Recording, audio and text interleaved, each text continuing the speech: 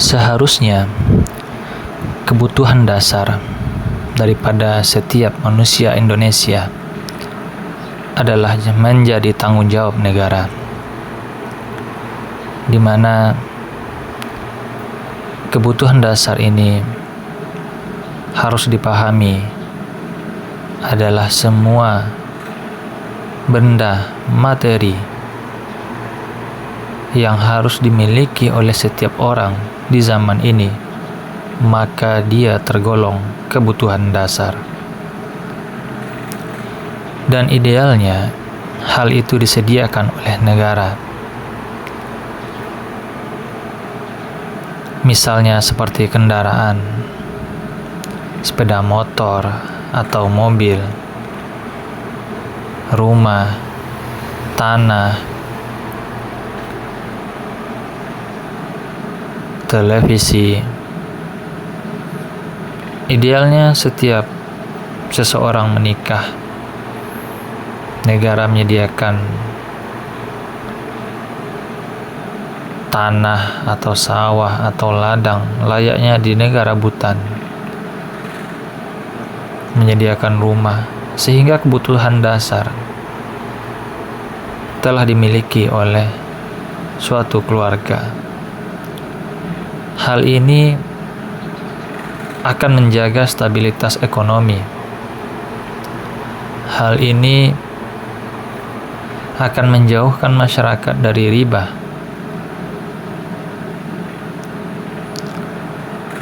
Hal ini akan membuat negara menjadi lebih baik. Maka dari itu, kita melihat sekarang ini betapa kebutuhan dasar ini tidak terpenuhi di negara ini. Begitu banyak hal yang membuat penderitaan itu terjadi.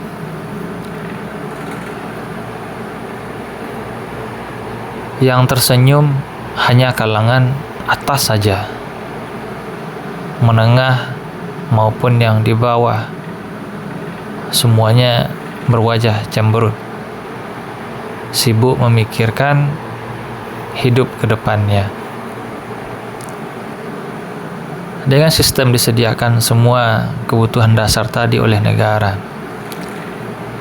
maka tidak ada dasarnya alasan lagi bagi petani yang memaksa dia untuk menjual barangnya dengan harga murah. Dan semua orang memiliki tanah, sehingga tidak ada yang namanya kebutuhan memaksa. Terkait pendidikan, negara idealnya menyediakan jalur-jalur pendidikan, bisa dengan sekolah, bisa dengan perpustakaan yang nantinya diuji layaknya paket C, sehingga